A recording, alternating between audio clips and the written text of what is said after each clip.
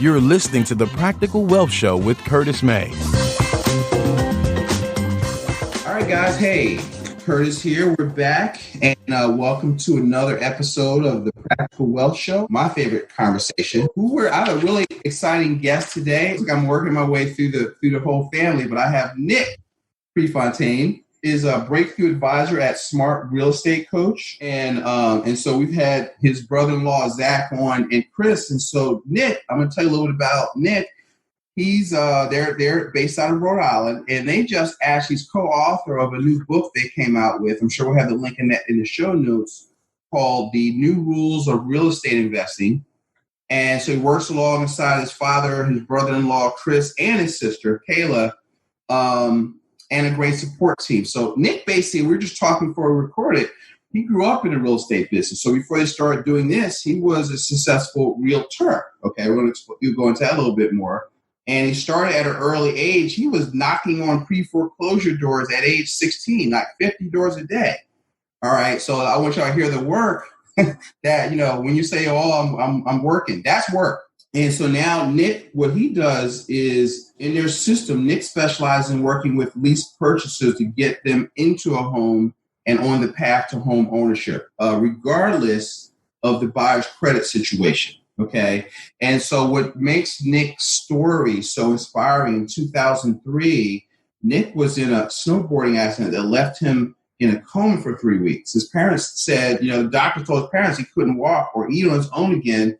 But less than 3 months later, he was running out of Franciscan Children's Hospital. And I want to talk about this also. Now, in addition to working in his real estate business, Nick is a certified infinite possibilities trainer and speak to groups that benefit from his messages of overcoming adversity. Welcome to the show, first of all.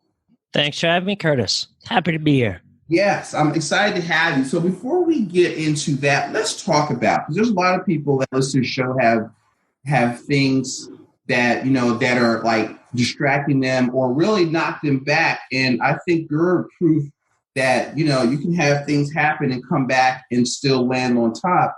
And so tell me about our experience, a little about that experience that you care to share, and what you do as a breakthrough advisor. Yes. Talk about that for a second. Let's start. So I don't know. You said, how do you have adversity happen to you and land on your feet? I don't know if I necessarily landed on my feet. I got there. I got back there. Okay. I actually, coincidentally, it's kind of a play on words, but I had to learn how to walk, how to talk, how to eat again. So I don't know if that's the best way to describe it, landed on my feet. Right. Right. Okay. That's probably not a good choice of words, but you went through the fire, and now you and your family are winning, and we're on this call. So, I mean, to me, that's a miracle in of itself. No, absolutely. And I don't mean to pick on you. I'm just kind of flowing. Yeah, no. First that came to my mind. I can take it. This all conversation. So it's fun. So that's why I like looking at people when we record, right? Yeah, absolutely. I feel you. So what do you do as a breakthrough coach? Tell me a little about what you're doing in helping people in that regard. Sure. So I actually started, do you want me to take you back a little bit to how I got started in this, exactly like I was telling you before we started recording? Yes. Okay. All right. I actually was a realtor. I got my real estate license in March of 2008. I know, great time to get your real estate license. Yeah. I learned how to adapt. I learned how, just because I didn't know any different, Curtis. So I learned how to sell, how to make a living from those times. That was what I was dealt. That's what I was dealt. And then I would say about 5 or 6 years, I would say 6 years after being a successful realtor, my dad was doing this rent to own thing as an investor. It turned out that he needed a little bit of help with, at first it was just the marketing his properties to better get them exposed, better get them out there to attract buyers. I say this now, I was reluctant to even start helping him because I was like, no. I got my own thing. Right. I'm doing well, doing my own thing. And I guess that's kind of ego talking a little bit right there. So, but then I finally succumbed to it and said, yeah, absolutely, I'll help you out with that. Then that morphed into helping with all his buyers just because he couldn't keep up with it. For all the properties that he was getting, he couldn't keep up with returning all the buyers' calls, answering their questions and that kind of thing. So I stepped in there, started helping with the buyers more heavily into 2015. And then by the beginning of 2016, it just didn't make sense for me to keep my real estate license anymore, only because when I first started helping them, my income as a realtor was up here, was almost 100% of my income. At that time, I was only making a little bit with him. Then that morphed over, those ratios switched. So then by January 2016, after my last deal closed, I just let my license go. It was more of a hassle to keep it than to let it go like I did. So then I started helping him and started working with the buyers more heavily, more hand in hand. And out of that, I created with him together, we created the buyer process, which is very specifically what you bring the rental home buyer, the tenant buyer through the education process first when they call, sending them back to our website that goes over how our program works. Then after that, if they're still interested, they call back. Then we set up a viewing. There are certain steps in there in certain key phrases what you need to say exactly in order to maximize the deposit from them that they tell you they can do to put down.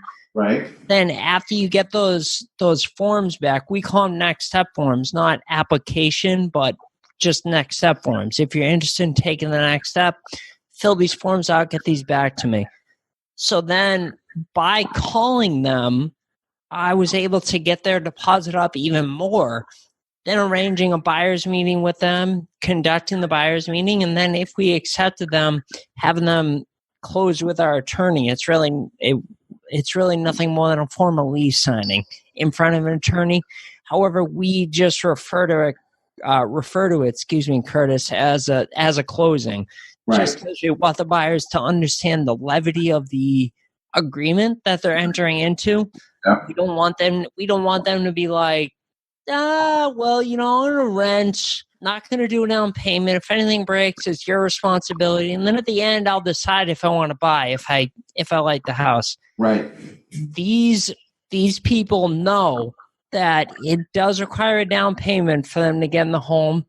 Usually all of our homes go for 3 to 10% of the purchase price, or if someone offers higher, they take over all maintenance, responsibility for maintenance, repairs, upkeep of the home over the course of their term. They also sign a disclosure saying they will continue to stay enrolled with our credit enhancement people to get them to a point where they're going to be mortgage ready at the end of the lease. Okay. Wow. All right. So let's break that apart. That was fascinating. So let's go back because, see, what you talked about was the tail end, because in their business model, the buy real estate on your terms, there is finding the person that wants to sell the house that you're going to buy on terms. Yep. That's the front end. Now once you got to become a deal architect to get control of that property. And then on the back end, you're finding people to lease the house to. And so what I'm hearing is, so now, and then what you're doing, you're making sure that this happens. They come in, you're going to make sure they're credit worthy. You're making sure based upon your language that this is a big deal. So this is not a rent. You're not going to tear up my house. This is your house and you're going to take care of it. And then you're making sure all those back ends happen. Because of this process. Correct. Yeah. It's funny, when I started doing this for my dad, we break it down into 3 paydays out of these deals. You can, as I'm sure you've seen in some of our materials. So payday 1 is the down payment that you're getting from your buyer. Right. Payday number 2 is the spread that you're able to collect every month between what you're either paying your seller, paying the mortgage, or whatever agreement that you have with them, right, and what you're able to charge your buyer. That's payday 2. Then payday 3 is often the biggest. It doesn't happen every time, but at the end, when the tenant buyer gets their own loan, we make that chunk of money, the spread between what we were able to sell the property at and what we bought it at. So it can be up to 3 different paydays per deal. The reason I bring that up is when I first started helping my dad with the buyers, right, he was averaging a little over, I think it was $10,800 for payday 1. And after I stepped in and started helping him, and a lot of this goes back to I had his help. It wasn't just all on my own, but after handling the process, taking control of that, I was able to increase that to over $20,000 for payday 1. Wow. The reason that I was able to do that, I don't have a magic wand or anything. I wish I did. That would make this a heck of a lot easier. But what I did with the buyer is, if you noticed in that process that I was telling you about, we used to just get the next step forms back and then set up a buyer's meeting with them.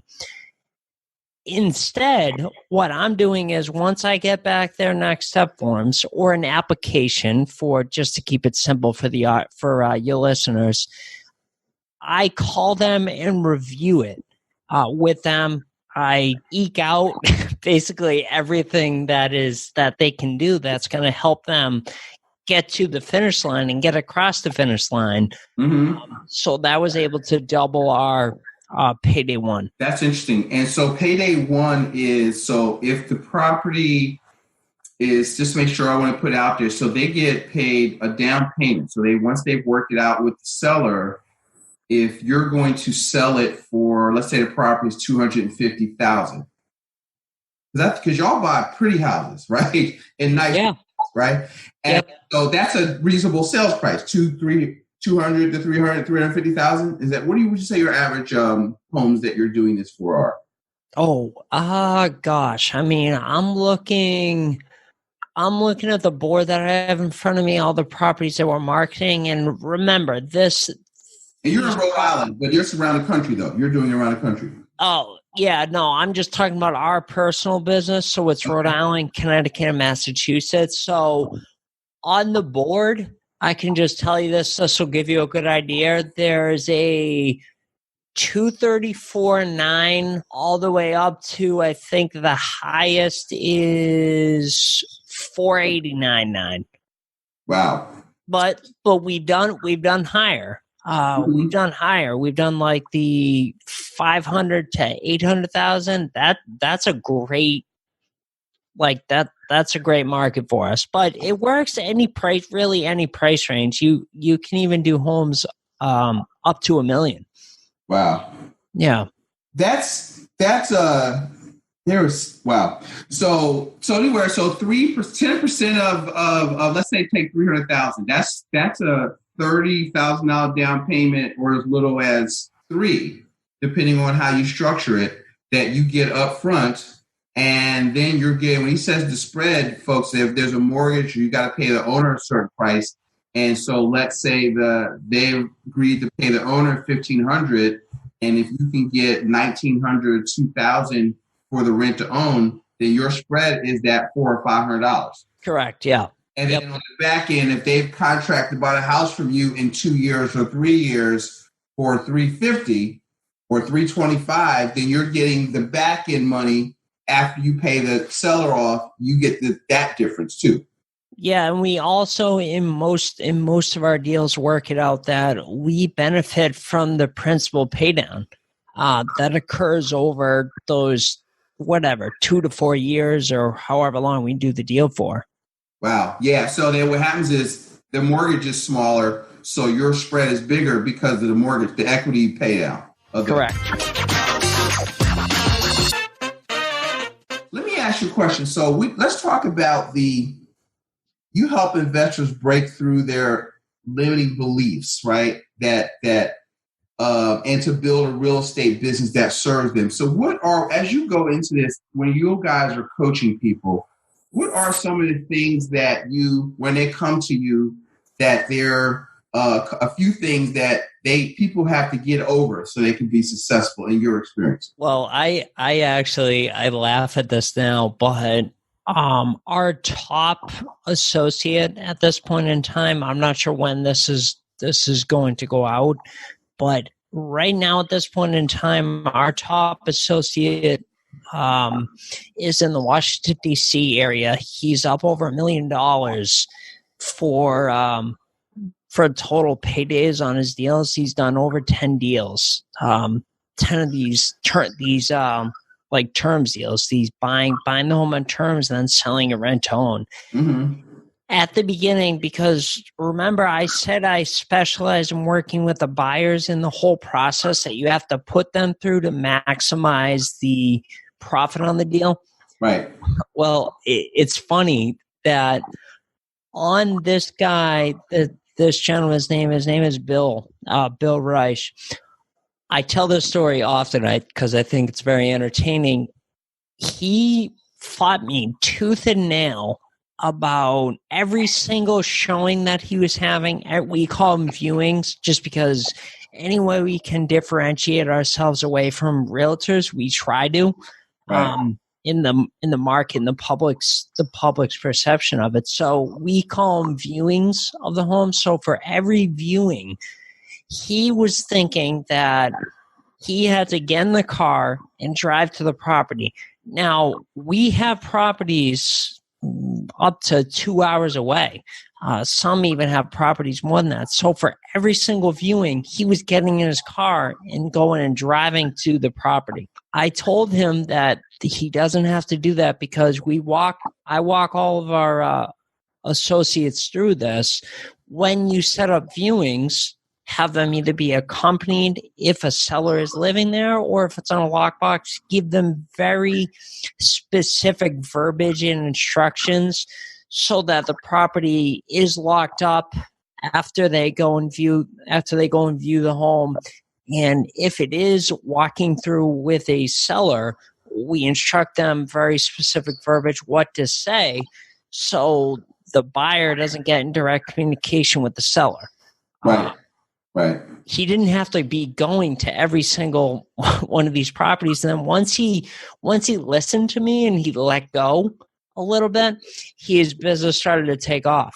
Wow. And I'm not saying it was all me. I'm definitely not saying that, but right. That there are so many little minute tweaks like that in everyone's business. All because you asked me, what do I see in people's biggest challenges in building their real estate business is there are so many, especially the way that we buy and sell property.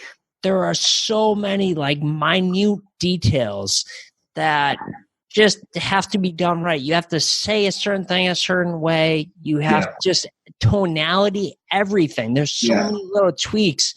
And by having us in people's corner, we're able to work with them in the trenches to coach them through the whole process.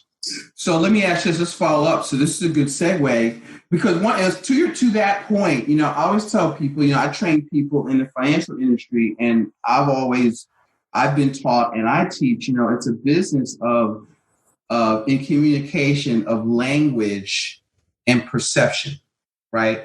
And so y'all, just from what I heard, you're very big on language, differentiating yourself in the marketplace, naming your own way to do it so that, nobody else can copy you because you've kind of created it, right? And which is cool. But why is it so important in your mind? You kind of answered part of this already, to align yourself with an advisor, investor who is still in the trenches doing deals. Because you said you looked up at your own personal board. There was something in your question to me that I just want to make sure I clarify, and then I forgot it and I was worrying about it, but then when you finished I remembered it. we didn't necessarily invent this. This has been around for hundreds of years. This has been around since before 1900. Okay. So this has been around forever. However, I don't know anyone else, and we're all in the office here. We're all very active with making sure we're continuing to grow ourselves and the business, to reach out for continuing education and that kind of thing. So we're always looking to get better and do that. But so I can speak to that, saying that I just don't think that, to my knowledge, there's another person or company out there that has it as systematized, I guess is the word I'm looking for, as we do. What? Yeah, I would agree. I've heard of lease options, and I've talked to people about it. Oh yeah, it's lease option, rent to own. But you got it on the front end and the back end. And then I know somebody that does it, but only about 10% of the people finish, and actually buy the house. Yeah. I actually, speaking of that, I actually, right now, as we're speaking, just because we're still doing I'm going to answer your second question about why is it important to work with a mentor who's in the trenches. I actually have on my email and on my desk, I believe it's 4 currently that are active right now, that tenant buyers are in the homes. They've been in there for 2 years and they're ready to get their own loan. One closing July 14th. The other one's supposed to close July 18th, and then we have another closing the end of July. But those are people who we sold the home to them on a rent to own. Right. And now they're finally ready to get their own loan. So all the people out there, all the listeners out there that you have that say, and it's everyone really, that says, oh, rent to own, lease options, those don't work. They never buy the house. They always trash it. That never works. It's all about setting expectations in the beginning and kind of hand-holding these buyers through the process. Remember, we're basically teaching someone how to be a homeowner. So it's a bit of a process, but it does work. There's specific verbiage that you have to say, for example, to the closing attorney to make sure that you're paid correctly. There's just so many details that we're still doing it now. So that's actually something that I really pride myself on, and I love it just because. Okay, so for example, we had a property, and we've owned this property for a few years. We've had equitable interest in this property for like 4 or 5 years, I think, in this particular one. It's not the best area. We've had trouble moving it. And finally, I was able to find a buyer who went through the whole process, tenant screening, has a sufficient down payment. However, if they're coming in, remember how I said it's 3 to 10%? Right. So if they're coming in the lower end of that spectrum, we like to see them work up closer to the 10% over the course of their own loan, so that by the time they do go for their own loan, they're ready, whether it's at the end of the lease or sooner. They're that much more likely to get approved because their lender is going to look back and say, wait a minute, so you put a down payment to buy the house, you've been in the house taking care of it, maintaining it, and you also put continued down payments over the course of your term. Why wouldn't I approve you? Right.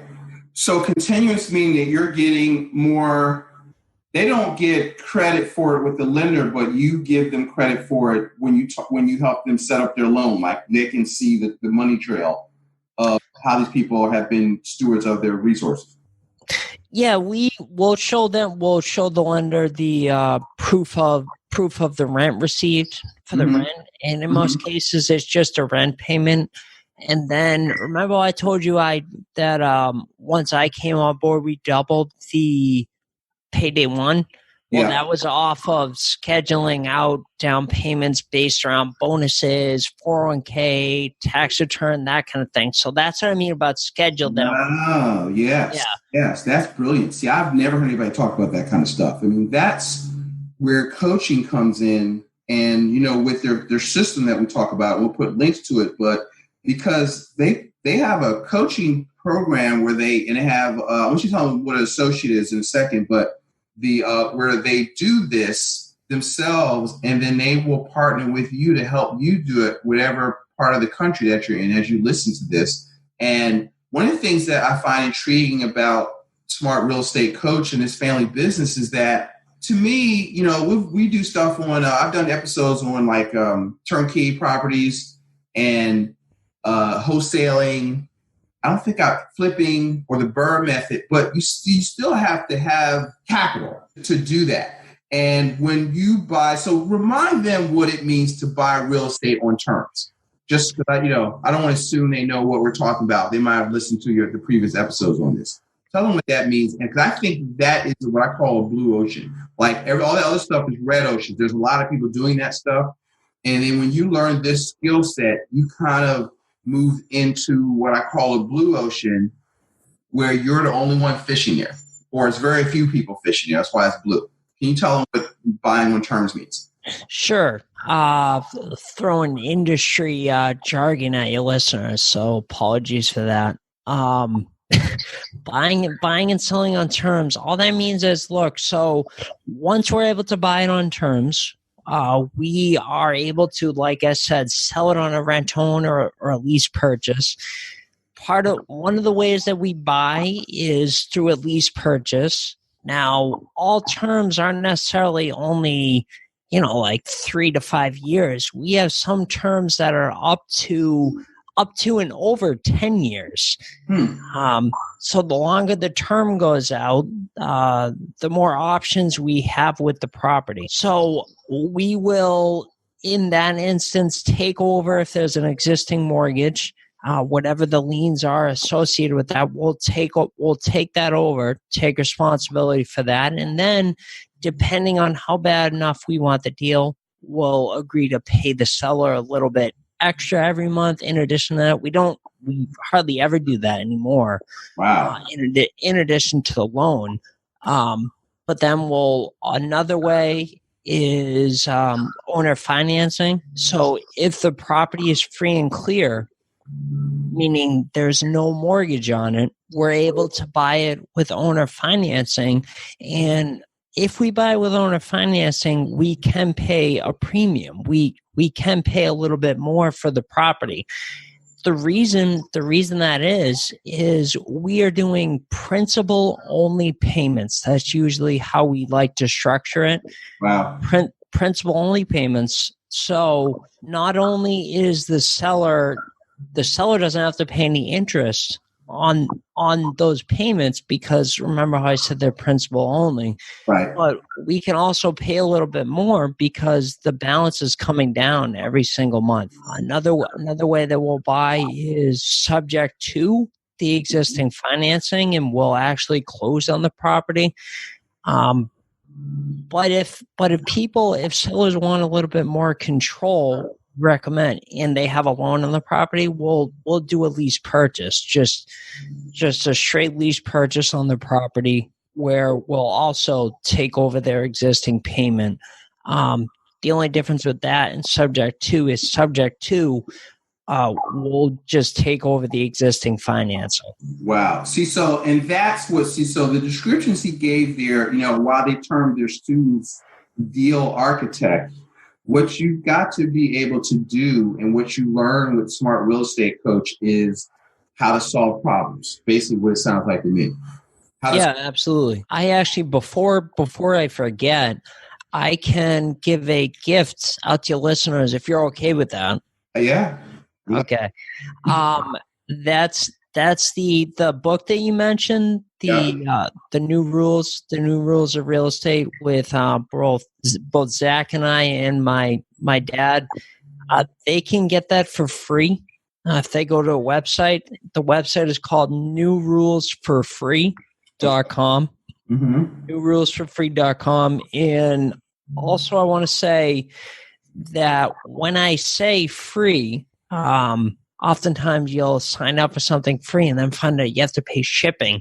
You don't have to pay shipping here. We're taking care of that as well. So it's completely free. A book, like something you can hold in your Yeah. That's like nice. Paper. Paper, right? That's good stuff. I mean, it's and read it. There's good stuff there. Even if you're already if you're listening to this, because there's two types of people listening to my show. There's a couple people, but let's say in the real estate where they're either thinking about getting into real estate. I've got a lot of people that are already, real estate investors, but maybe in your market that, is getting a little bit dense, a little bit crowded, and you want another way to get into it. I want to plug you because I think this is brilliant. Why should they call y'all? How can you help them, grow their business? Look, it's not a good fit for everyone. I'm not saying that. We're not all things to all people, of course. So it's not a good fit for everyone, but if the ideas and concept does make sense to you, they might want to head over to our website, smartrealestatecoach.com, and they can check out a free webinar that we have. If it does resonate with them, if it does ring true, they'll have instructions at the end of that webinar to take the next step, the first step, which would be our QLS, our Quantum Leap System video course that you mentioned, Curtis, that you're going to go through, or you're starting out, I think you said. So that's how they get started if they were interested in finding out more. But like I said, it's not for everyone, but that'll give them a good peek. Yeah, I think that's a good way. I mean, it's you got to find your lane, and it might intrigue you. There's a lot of help along the way. I mean, they do y'all do like coaching every week via YouTube and just Sunday night you do a call. I see like 3 different things where y'all put information out there on helping people. It's I get an email like at least 3 times a week. Hey, it's Deal Structure Sunday or something like that. Yeah, there it is. You got it. I knew you'd get it. Yeah. And so what happens is we'll have the link in the show notes for the book, for the I highly recommend, looking at the webinar, and then that'll give you a good idea. Like after you watch that, you'll know whether or not you want to move forward, and then the links will move forward. We'll have in the show notes, should you like it. Because, what do I always say, guys, is you got to invest in your mindset, your skill set, and your network. So going through their courses, you investing in your skill set, and you're getting new skills, learning how to solve more problems for more people will increase your cash flow. I know we're getting towards the end here. I know we briefly mentioned at the beginning my story, but I wanted to see if you had any more questions about that. Yeah, I do. I want you to, I mentioned it, and because I wanted to kind of talk about as much as you want to share about that and about, being a certified possibilities trainer. So actually that would be a good way to end. Okay. So back in February 5th of 2003, I was headed towards Wachusett Mountain for ski club. And my friends and I had brought our stuff on the bus to get ready so we wouldn't miss any time once we got to the mountain. Getting ready, I noticed that I had forgot one thing, and that was that I usually bring the ski club. That was my helmet. I just thought I'd be careful, and nothing ever happened. So nothing was going to happen. It's fine. So I got to the mountain because we were already headed right for the top. On the way to the top, we noticed that people were wiping out everywhere. It was very icy because it had been raining. Needless to say, I got to the top, and it wasn't my first year snowboarding. I tend to think I know, I knew what I was doing. Right. I guess that's the best way to say that.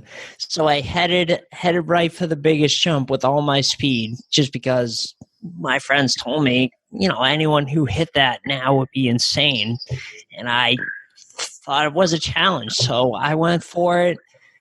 Going up to the jump, I caught the edge of my snowboard, which threw me off balance. And then in the air, your listeners can't see this, but I just fell right on my head from about, 10, 15 feet up, maybe even a little more. But I was instantly knocked out.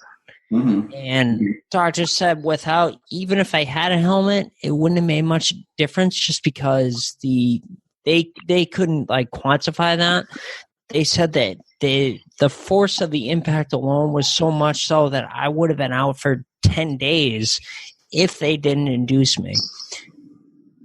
They did induce me because they wanted to make sure I didn't wake up and start freaking out, and the swelling in my brain would have increased and I would have died.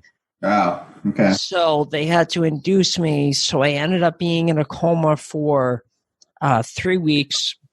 I really don't remember a month.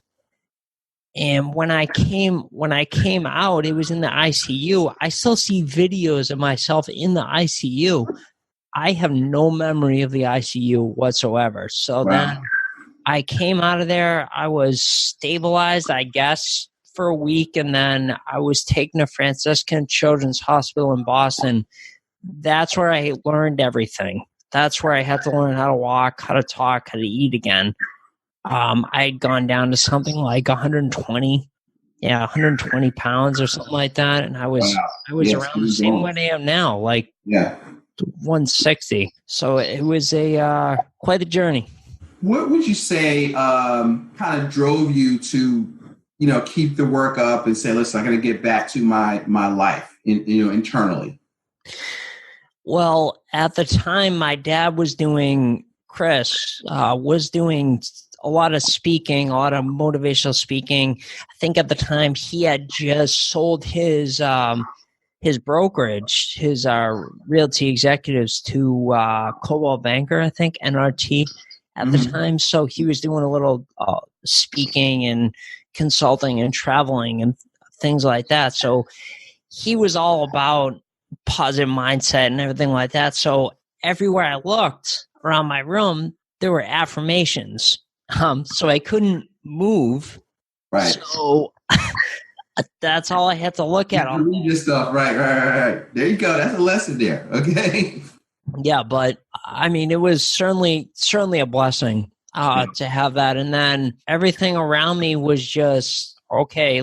You're gonna get better. And that was just kind of the atmosphere around me. So I just viewed everything as, okay, this is the next. And I think I may have always been this way. I'm not sure, but this is just the next thing that I'm doing, that I have to do in order to move forward in my life. And so I just did what was in front of me. And people at events and things, like whenever I'm at events for the hospital, just because I still go to charity events for them, I still fundraise for them, I still give to them. Right. But some people will say, "Oh my God, you're a hero, or you're courageous," or something like that, and that makes me right. I don't know if cringe is the word, but I'm like, not really. I just did what anyone else would do. It was put in front of me and I did that. And I guess what I've learned, Curtis, is that's not what everyone would do. News to me. I just think it's normal. It's something everyone would do. Yeah. I mean, you got to take one step at a time. And because a lot of people will just give up and, have a pity party and, oh, woe is me. I think to your dad's credit, you find people that you got to have a support system that has a can-do, because life works out how you see it working out. So I had another story with fitness guru woman, and she was at a conference I was at in Denver a couple months ago, and she had a similar situation with her son, and she was like, look, I don't care what your doctors say, my son is going to walk in. He was in a car accident. And same thing, because behind just the force of her will, but he had, just like you have to be willing to fight also.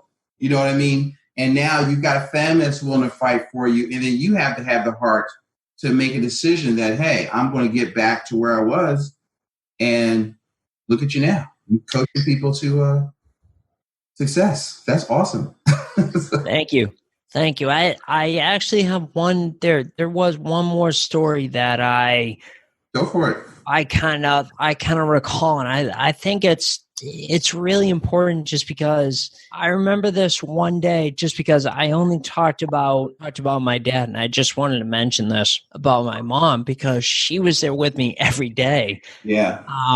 So there was this one day in between therapies, and I had to do double sessions of physical, occupational, and speech therapy every day. So I would have those 3 in the morning, then a lunch break, and then those 3 in the afternoon. On a lunch break in my room, in my wheelchair, I still wasn't walking at the time, and I definitely still wasn't talking. I was whispering, if anything. Mm-hmm. And I just kind of looked down, just kind of like look down at everything, like I'm in a wheelchair, like I can't really like talk, that kind of thing. I just evaluated my whole situation, like took stock of what was going on. I looked up my mom and I was like, am I like, what is this? Am I ever going to be able to like walk again? What's going on? And to her credit, she did not hesitate 1/4 of a second. She answered me right. Look, yeah, that's why we're here, just so you can get everything back, and you'll be. And it was, I think, part of my strength was because she had so much strength, so much like confidence, and didn't even hesitate once, like 1/4 of a second. Right. So that was my only doubt moment that I recall. But the reason I brought that up is we all have doubts. So you just have to find that person that's going to, kind of lift you up and keep you going forward. What closing thoughts or words of wisdom do you have for our listeners, as your experience, as you close, and then following up with that, just tell them again, what's the best way to get in touch with you? Sure. And this goes back to connection with my story and what I was saying earlier, that our strategy and our way of buying and selling isn't a good fit for everyone, but take that step. Just take it one step at a time and see if it's even for you. Right. If it does interest you, then you'll know what to do. Just take that one step at a time, and quite literally, because I had to take, like one step at a time, learn how to walk again and everything. And I actually can't. I'm a runner. That's like something that I love. Right. I did a half marathon back in 2015, and then a 10-mile race in 2016. And Zach and I are actually going to do the Newport half marathon this fall. Wow. So it's I don't know. I get a kick out of it just because the doctors told me I probably wouldn't be able to walk again. So I get a kick out of it. I enjoy it. But just for your listeners, just to take one step at a time. You don't know what's beyond that. Like, who cares? Don't worry about that right now. Just first go to our website, check out that webinar. There's a lot of content in there. There's, I think, over 60 minutes or just about 60 minutes. See if it's even a good fit for you. And then also, if you want to take advantage of the free book offer, again, that's newrulesforfree.com. Just get us your info and we'll have that sent out to you. Well, listen, guys, I want to end it with that because I think that that's empowering, one step at a time. I really say a journey with 1,000 miles begin with a single step. So you have to decide and take action. So in this show, I want you to decide to be prosperous. You got to decide to win, and then you got to do it. So again, Nick, I want to thank you for being on the Practical Wealth Show. And I think this was a powerful discussion. And I think, you brought our listeners a lot of value. So I really appreciate your time and you coming on today. I really enjoyed it, Curtis. Thank you. I really enjoyed just learning a little bit more about what you do too. And I was asking before we jumped into this too. Mm-hmm. So it's interesting. It's all very interesting. I love meeting new and connecting with new people. Yeah, it's cool. So listen, guys, check out all the show notes. All of the links that Nick talked about will be in the show notes. And so go out there, guys, and listen, like, and share, and go out there and make it a prosperous day. Thanks again for listening to the Practical Wealth Show, and we're out.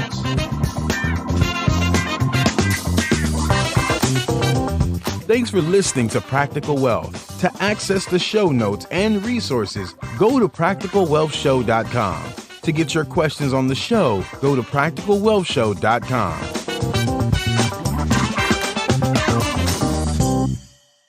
This show is for entertainment purposes only. Before you make any investment decisions, consult a professional. This show is copyrighted by Practical Wealth. Written permission must be granted before syndication or rebroadcasting.